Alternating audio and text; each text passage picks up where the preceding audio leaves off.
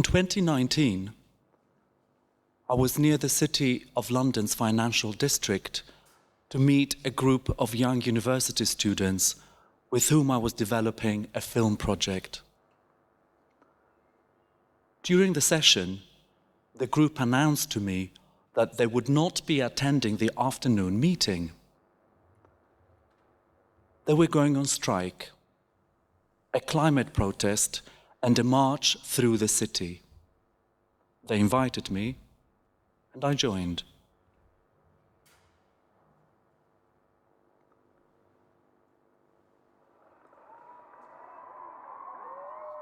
The student protest started in an open-air car park where children, teenagers, young adults and journalists began to congregate.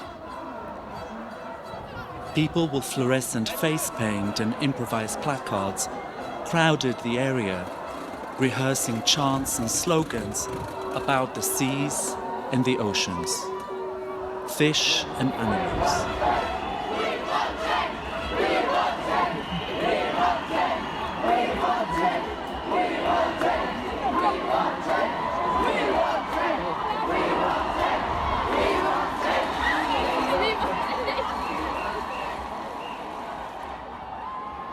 An hour later, the crowd streamed in their thousands down the main streets of the city, immobilizing traffic and bewildering adults. The city center transformed into an amphitheater for a flood of calls, songs and whistles. In the middle of all this, I felt both pressed by the vibrations of young voices and expanded by the radiating resonances.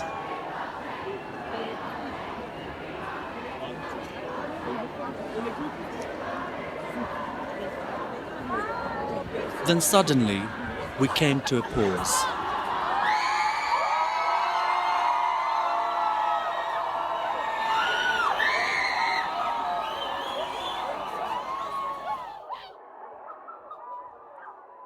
All noise stopped, and everyone sat on the street.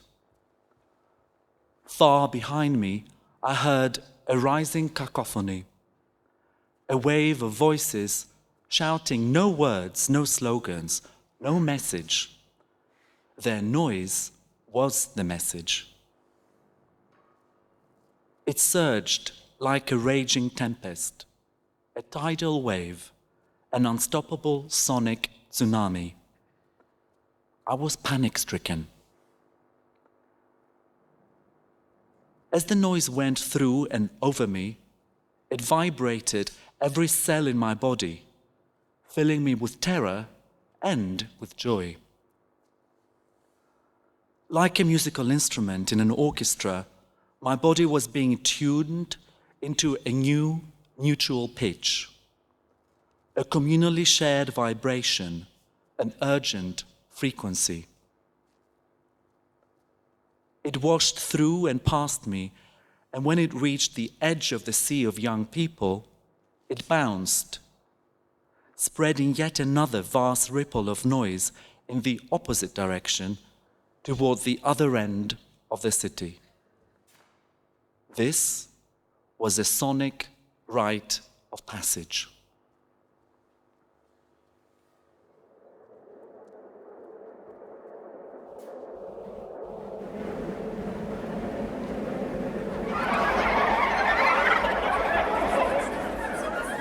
Right there and then, I felt the safest I'd ever been in a storm at sea. It was where I wanted to be and drift with the impulses of the young current toward a destination I didn't exactly know, but which by now I completely trusted.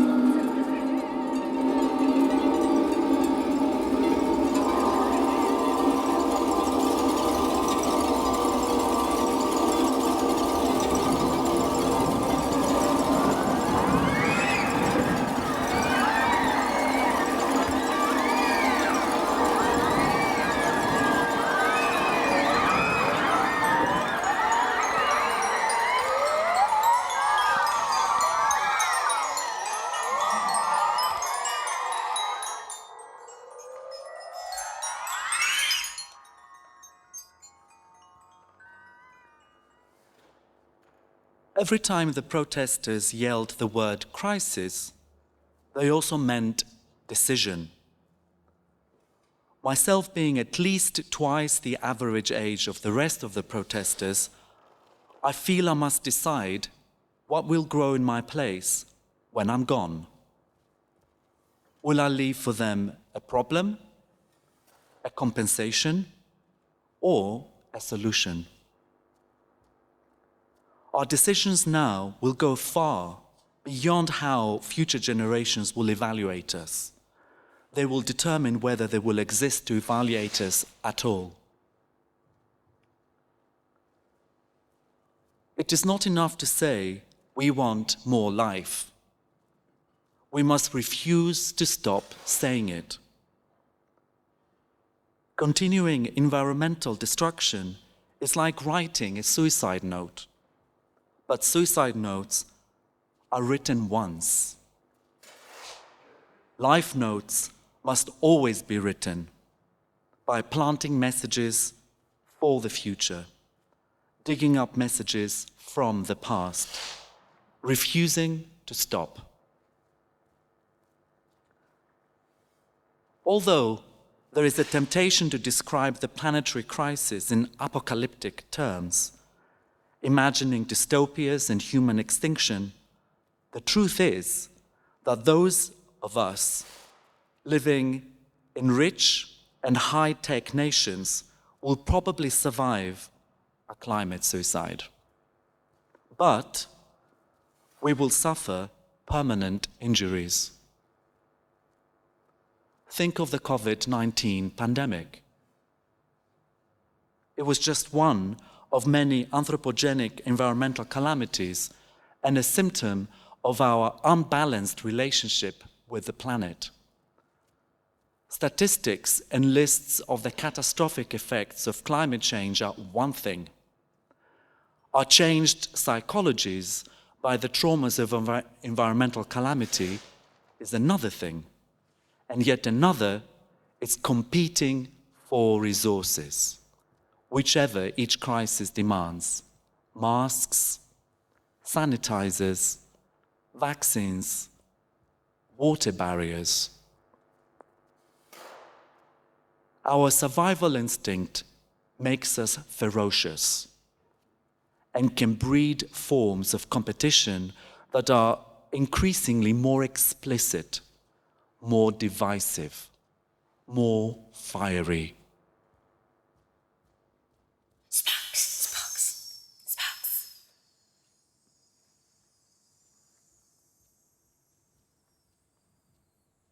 Sparks, sparks, sparks, sparks, sparks, sparks, sparks.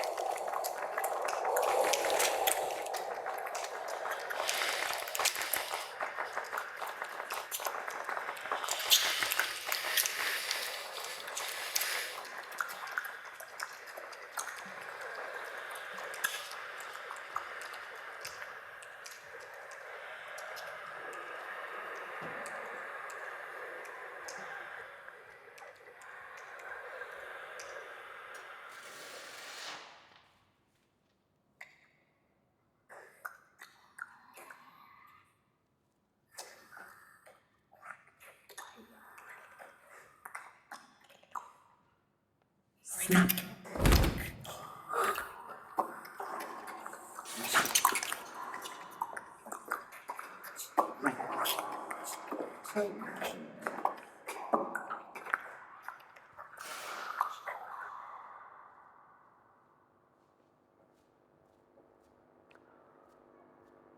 Climate modeling is producing maps of the near future on our warming planet for all of us to see what is coming. I go on to the climatecentral.com website and visit my birth city of Thessaloniki in 2050, when I might live to be 75 years old. Half of the city is depicted below the sea. I then navigate to London, the city I migrated to and have lived for 30 years. In 2050, vast areas of London and surrounding areas are due to be below sea level, necessitating the relocation of millions of people, the abandonment of homes, schools, hospitals, places of civic life, government administration, and industry. What will happen to all of this in 26 years?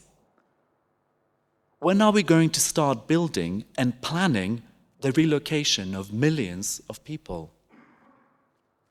When will governments start talking about it? Then, I look at the map of our future again. This time I go to Lisbon, the city I have recently moved to. In 2050, large parts of the city and other coastal areas of Portugal will be below sea level. The question is, under the pressure of such dramatic climate change and geographic transformation, would it be safer for us to move away from the sea? Will it really be safer? Today, the global cost of climate change damage is estimated to be $3.1 trillion every year. Would financially depleted governments be able to keep up with repairs and infrastructural loss? Will they be able to protect the land and private property of those in safer areas from those who will become destitute climate refugees in their own countries? Under such extreme climate and socio-political pressure, what is that which will have the power to bring us together? What is that which will motivate us to form communities?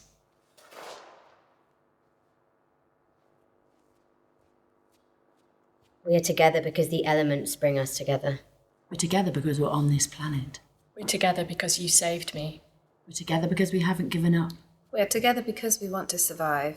We're together because we need to find new families. We are together because we don't have other options. We are together because we want to feel safe. We're together because we want to believe in a better world. We're together because we're together. We're together because we're one race.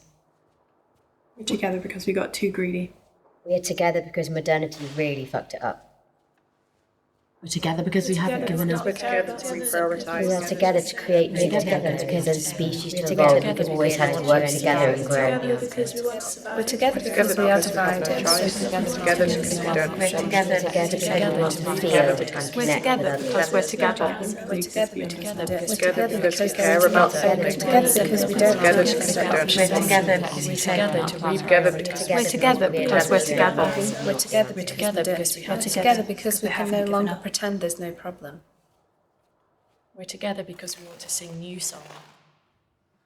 We are together because we are together because we are together because we are together because we are together because we are together because we are together because we are together because we are together because we are together because we are together because we are together because we are together because we are together because we are together because we are together because we are together because we are together because.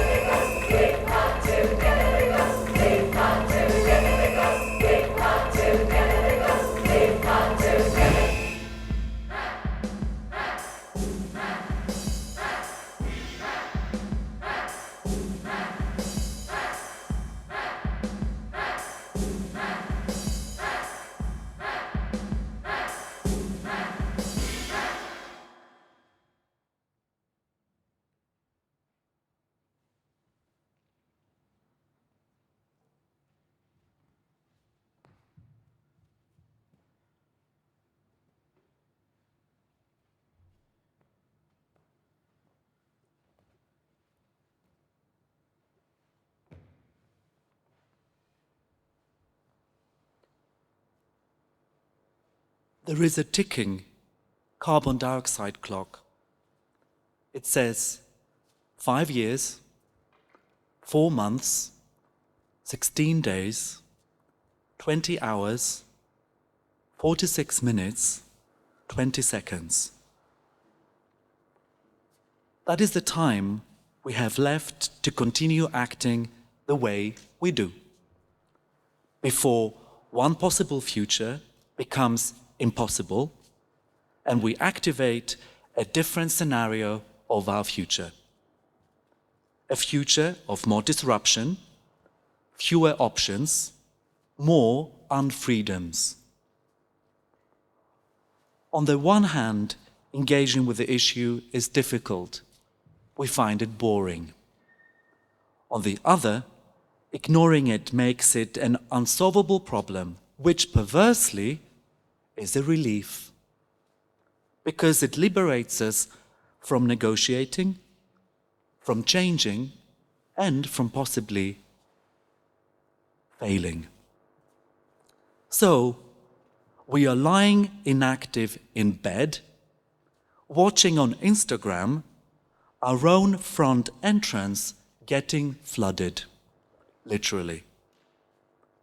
Spectacle creates inaction and distracts us from suffering until the water finds us. And so we end. Or do we?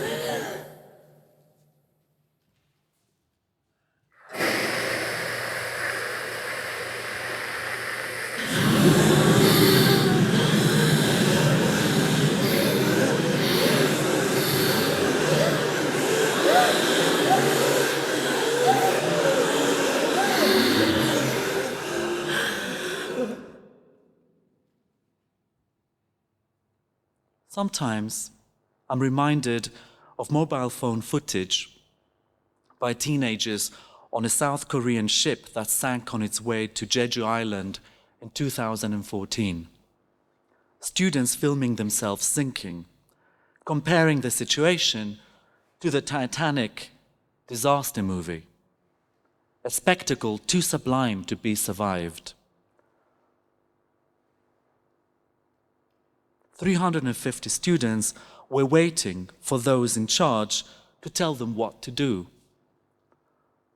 But the captain and his crew were among the first ones to abandon the ship.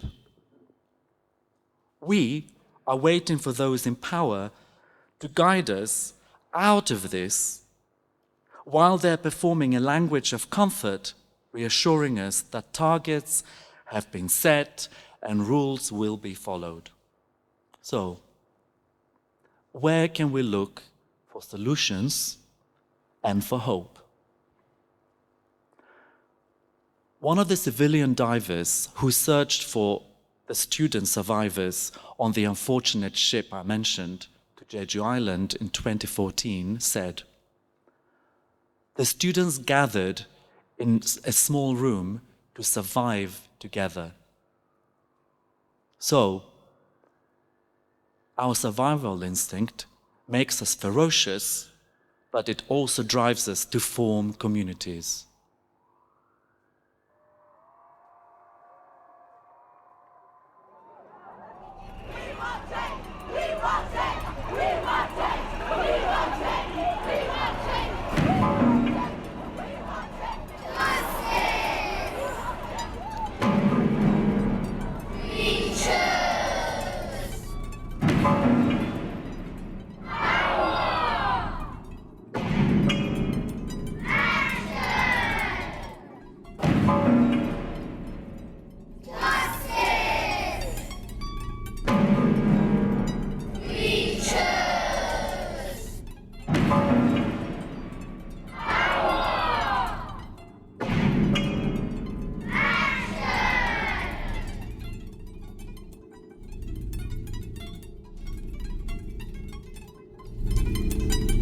Listening plunges us into unknown experiences and entanglements with one another and with the world. Listening is not a passive experience. It doesn't just happen to us. Listening is an action. When I listen, I choose to direct my attention to an other, like you do right now. So when I listen, the I becomes a we. And I don't only mean listening with my ears, but my entire body, receiving, sensing the other.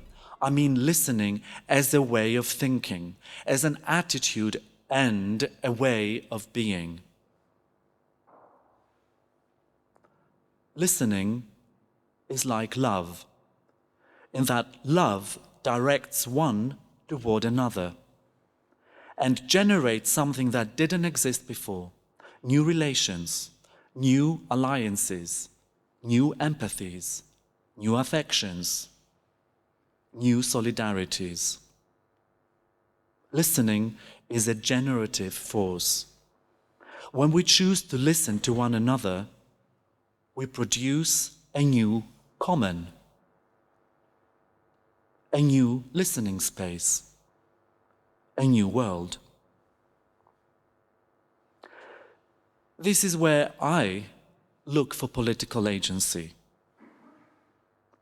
Mutual listening holds the potential to create an acoustics of common purpose and imaginative resistance, like the youth protest I was in, where it all started.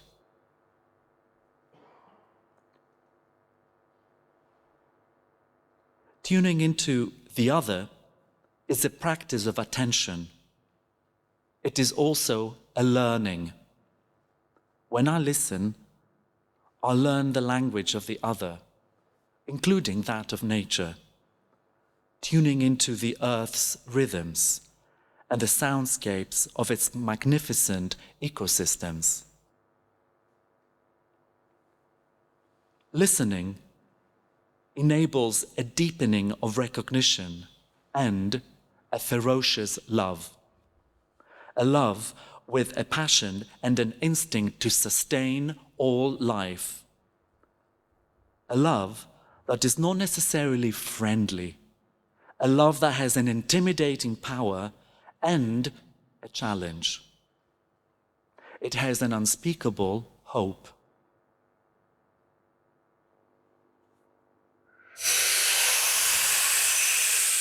Surrendering to hope and inventing narratives to realize it is one strategy to face the future. The young people in the protest made it simple. Suddenly, everything appears to be clear. At present, in one day, humans are capable of moving more Earth than all natural forces combined move in 1 year.